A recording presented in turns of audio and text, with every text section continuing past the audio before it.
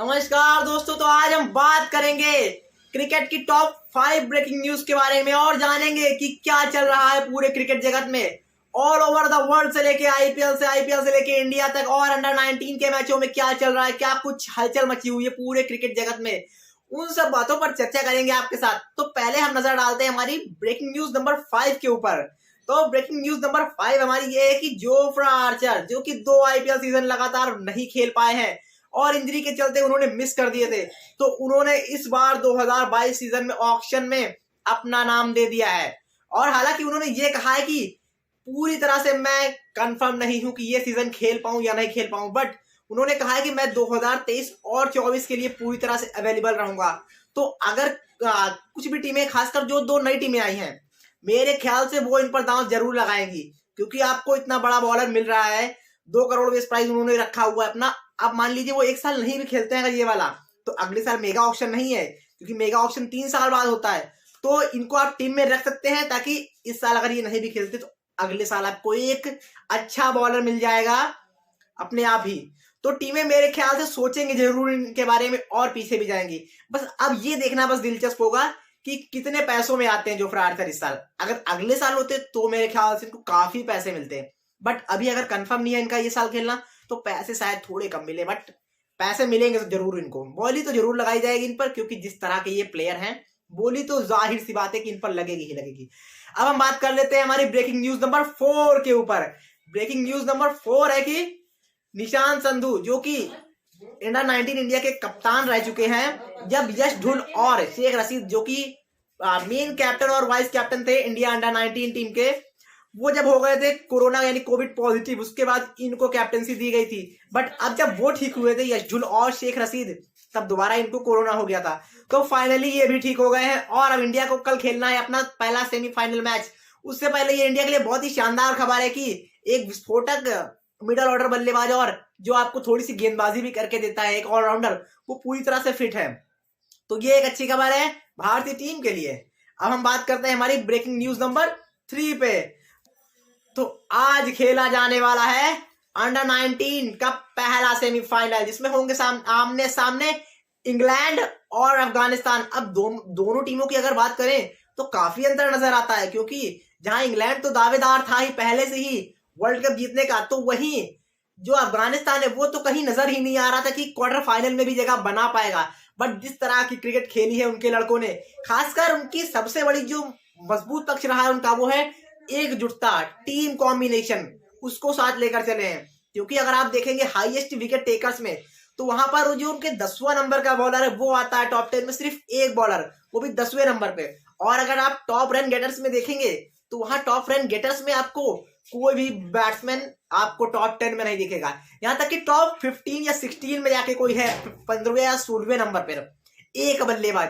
तो ये बताता है कि किस तरह से क्रिकेट खेली है अफगानिस्तान ने इस सीजन, और खासकर उस समय पर जब उनके वहां पर ऐसी ऐसी समस्याएं चल रही थी तालिबान को लेकर, और अभी उनका भी कोई क्रिकेट का भविष्य इस तरह का उज्जवल नजर नहीं आ रहा है कि आगे उनकी क्रिकेट हो पाएगी तालिबान को लेकर या फिर नहीं, क्योंकि तालिबान का कुछ अपना एजेंडा है और आईसीसी के अपने कुछ नियम है। तो उनके चलते अभी भी उनका भविष्य उज्जवल नहीं है। इसके बावजूद जिस तरह की क्रिकेट खेल रहे हैं लड़के, वो काबिलियत तारीफ है।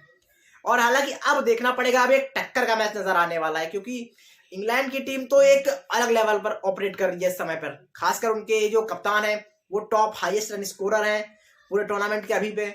और उसके बाद अगर आप देखेंगे तो दूसरे उनके ओपनर जो है जैकब बेतल, एक पावर हिटर है और साथ में कुछ ओवर भी आपको करके देते हैं, विकेट भी लेते हैं।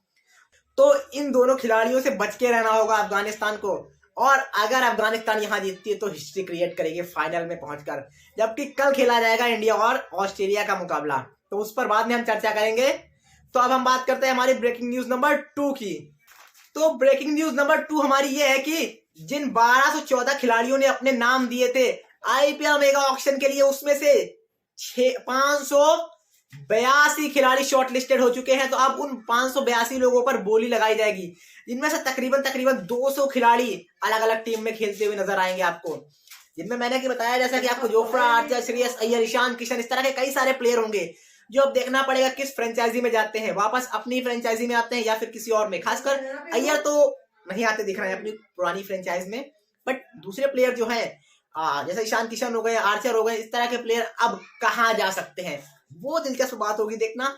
तो देखना होगा कि अब किस तरह से टीम अपनी टीमें रणनीति बनाती हैं और 2022 में क्या प्लान लेकर उतरती हैं, तो वो देखना दिलचस्प होगा। और अब वक्त है हमारी ब्रेकिंग न्यूज नंबर 1 का, जो कि मैं खुद से मैं रिसर्च करके थोड़ी सी लाया हूं। वो ये है कि हम जब बात करते हैं कि हमारे पास जो मेन टीम हमारी खेल रही है, बड़ी टीम, इंडिया टीम, अंडर 19 की बात नहीं कर रहा हूं, उनमें हम हमेशा ये बात करते हैं कि हमारे पास T20 और ओडीआई के लिए कोई ऑलराउंडर नहीं है जो खासकर हमें मिडिल ऑर्डर में 2-3 ओवर निकाल कर दे 4 ओवर 5 ओवर इस तरह से। बट क्या हम उस तरह से उनका यूज करते हैं? क्योंकि अब मैं बताता हूं आपको, जो अंडर 19 टीम के कप्तान है वो गेंदबाजी करते आ रहे थे अपने डोमेस्टिक से लेकर, उन्होंने जो भी रणजी मैचेस खेले या डोमेस्टिक क्रिकेट खेला हुआ है या फिर अंडर 19 वर्ल्ड कप भी खेला हुआ है, उसमें उन्होंने ओपनिंग की और इसके साथ वो बॉलिंग करते थे, ओवर डालते थे, 3 ओवर 4 ओवर 5 ओवर, उन्होंने हमेशा से गेंदबाजी की है अपने करियर में। बट क्या आपने कभी उनको आईपीएल में गेंदबाजी करते हुए देखा? तो अगर आप उनसे गेंदबाजी कराओगे ही नहीं तो वो कैसे फिर आपको इंडिया में डायरेक्ट आके गेंदबाजी का ऑप्शन देंगे? और फिर हम लोग कहते हैं कि हमारे इतने बड़े देश में हमें एक छठा बॉलर नहीं मिल पा रहा है। तो कैसे मिलेगा जब जिसके पास वो कला है, वो टैलेंट है, तो आप उनसे वो चीज कराना नहीं चाहते हो। हर्षल पटेल अपनी स्टेट टीम के लिए ओपन करते हैं और हाईएस्ट रन गेटर्स में आते हैं, विकेट तो हमेशा ही चटकाते हैं, वो चाहे आईपीएल ले लीजिए या फिर डोमेस्टिक ले लीजिए, बट आप उनसे बल्लेबाजी कराते ही नहीं हो। तो ये सोचना पड़ेगा बीसीसीआई को कि किस प्रकार से प्लेयर्स को ग्रूम किया जाए, खासकर ऑलराउंडर्स को, क्योंकि आपको नहीं मिल पा रहे हैं। तो आज के लिए इतना ही है फिलहाल मेरे पास। अब बात करेंगे कल जो भी ब्रेकिंग न्यूज इस तरह की आएंगी उन सब पर बात करेंगे, चर्चा करेंगे, रोज करेंगे। बाकी अगर आपने अभी तक सब्सक्राइब नहीं किया चैनल तो कर लीजिए। तब तक के लिए धन्यवाद।